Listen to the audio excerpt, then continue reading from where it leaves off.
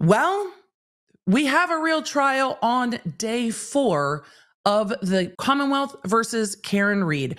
Remember, the Commonwealth is accusing Karen Read of striking her boyfriend, Officer John O'Keefe, with her vehicle and leaving him to die in the snow. The defense, as they said at the beginning of their opening statement, says Karen Read was framed and that the home where the victim was found is a very prominent family in the area, the Albert family, and that factors into this case in a big way. And for the first time, it came up in court today. Remember, when we resumed day 4, we were on witness 9, firefighter Katie McLaughlin. As we got to the end of Katie McLaughlin's testimony, we got some clarification about the I hit him statement. That didn't come in through the prosecution. It became much more clear on cross-examination. A lot of things in this trial have so far been that way.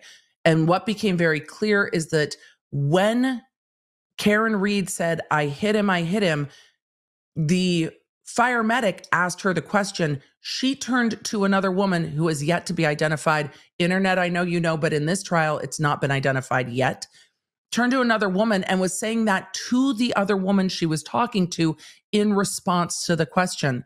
And then Katie McLaughlin went back into the ambulance and told individuals in the ambulance what had been said, which contradicts testimony of the previous paramedics who said that they heard Karen Read say those things, not that Katie McLaughlin told them that that's what was said. What she also clarified is that one of the officers on scene was standing right there when it was said, and she didn't put in any reports because she's like, there is a police officer right here. What we know from prior testimony is that those officers didn't really do anything with that information to treat the scene like a crime scene. In fact, Karen Read left the scene after all of this happened and no one stopped her from leaving. So we now have more clarity on how things were said and why, which leaves a lot of doubt as to whether Karen Read was saying, I hit him, or looking at someone saying, I hit him. And there is a big difference for this jury between the two, I would imagine. Then we got into impeachment of that witness. The jury was excused and there was a substantial voir dire of the witness with some photos from the defense that had not previously been turned over to the prosecution. The court said that that violated Rule 14, which is the rules on discovery in Massachusetts. But the defense argued after court wrapped for the morning that the reciprocal discovery obligations do not include impeachment discovery, which is consistent with most jurisdictions that we've covered and the jurisdiction where I practice, that if it is impeachment evidence from the defense, it does not need to be turned over. And that's what Alan Jackson made a record of at the end. What was it? Photos from social media of fire medic Katie McLaughlin with Caitlin Albert, the daughter of the homeowner where the victim was found. So now we have how well do these two know each other? And the witness was distancing herself from how well they knew each other. She said they're acquaintances. They have a lot of mutual friends in groups. Yes, there are a number of pictures of them together. She said they looked older and they were from social media.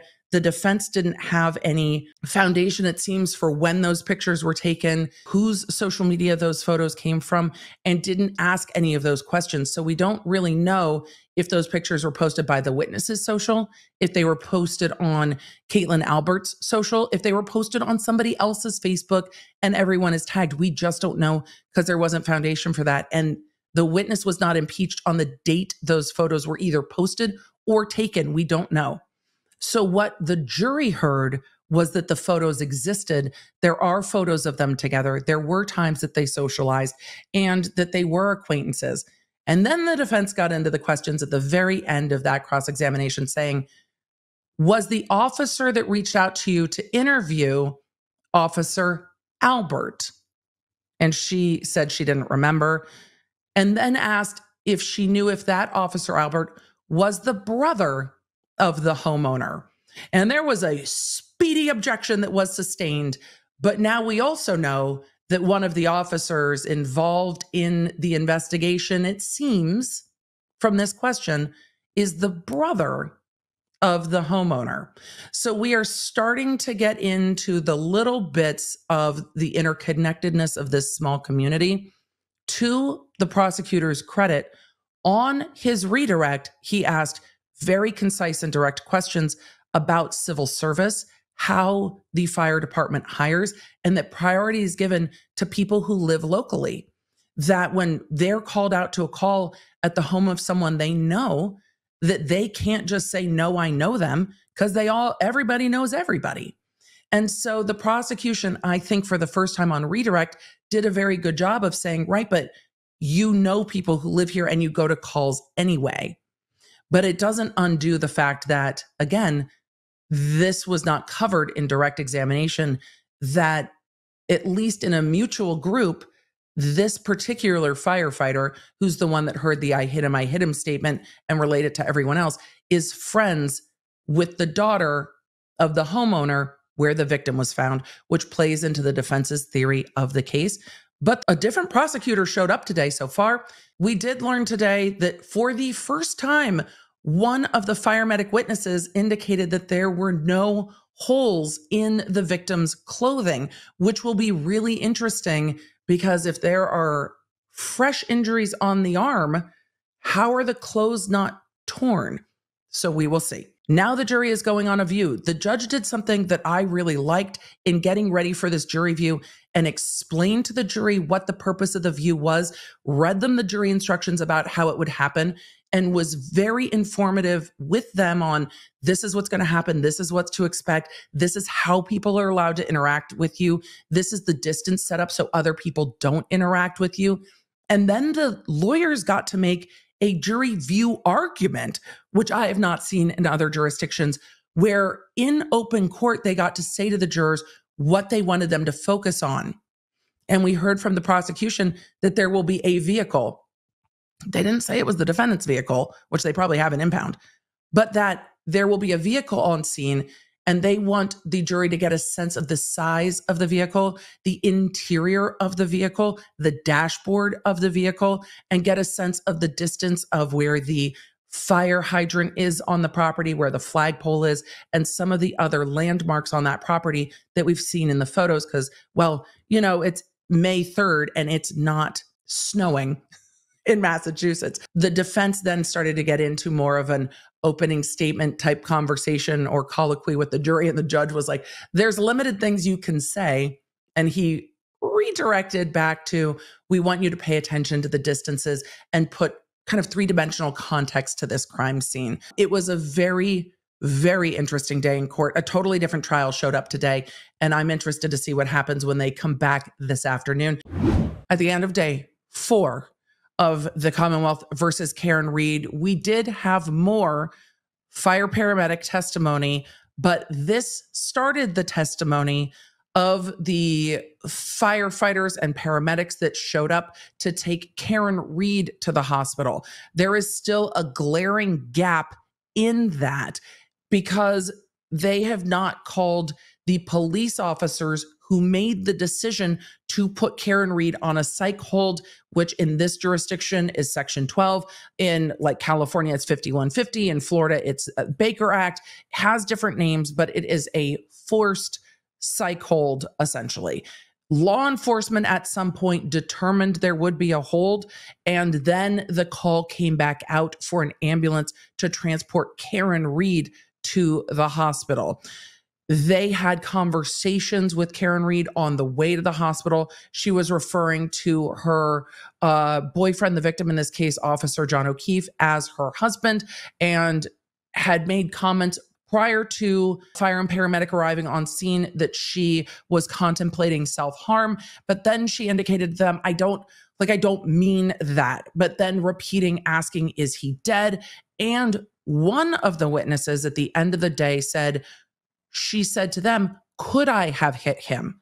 Is he dead? And was very much questioning the paramedics, like, is he dead? What do I do? And heartbreakingly to me, asking them over and over about the kids. What's going to happen to the kids? I don't know if I can take care of them.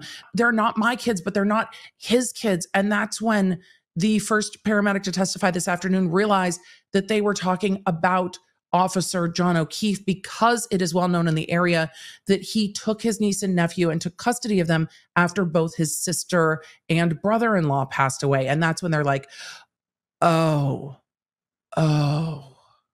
And that was absolutely heartbreaking testimony that the prosecution just kind of moved through, that she was asking about not being sure if she could take care of the kids and not being sure what was going to happen to the kids. But everything we saw from that testimony seemed to me like deep concern. We also learned that Karen Read, in giving her prior medical history, told them that she does have MS. And that is the first time we're hearing this in this trial, and the first time the jury is hearing that information, that she has previously been diagnosed with MS. And so we are just getting to the point of Karen Read being transferred to the hospital on the psych hold. We know from the first witness in this trial, the brother of John O'Keefe, that they saw her being restrained at the hospital. And that is kind of where in time this case will pick up as we get into week 2 next week. There's also been much fuss over how the exhibits are numbered. It seems that the judge had them pre-mark the exhibits and now wants them numbered in the order they're introduced, which is causing some issues with how the exhibits are marked, which is going to create confusion for everyone. When you pre-mark exhibits, they get introduced out of order oftentimes, but most courts just allow them to come in out of order. And so I'm very confused why the judge, after allowing the extensive amount of exhibits, including videos, to be pre-marked, is now determining they need to be marked and numbered as they come in. It seems like a lot of make work for the lawyers and a lot of potential confusion since we're a week into trial.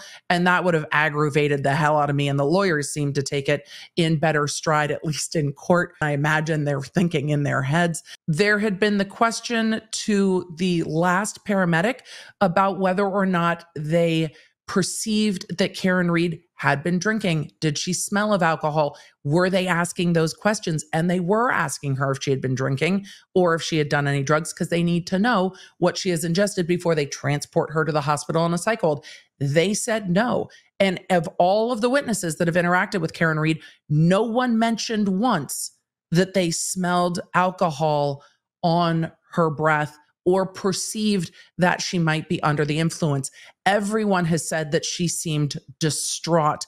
And they again made the note that while she was in the ambulance with them, she still had the victim's blood on her face and her neck from trying to give CPR to John O'Keefe. The final area that they were fighting over, quite fearsomely actually, was statements Karen Read made about Carrie Roberts, the other woman that was with her, and I think is the one that drove her back to the scene when they decided to place her on a psych hold, because she had left the scene with somebody and then came back.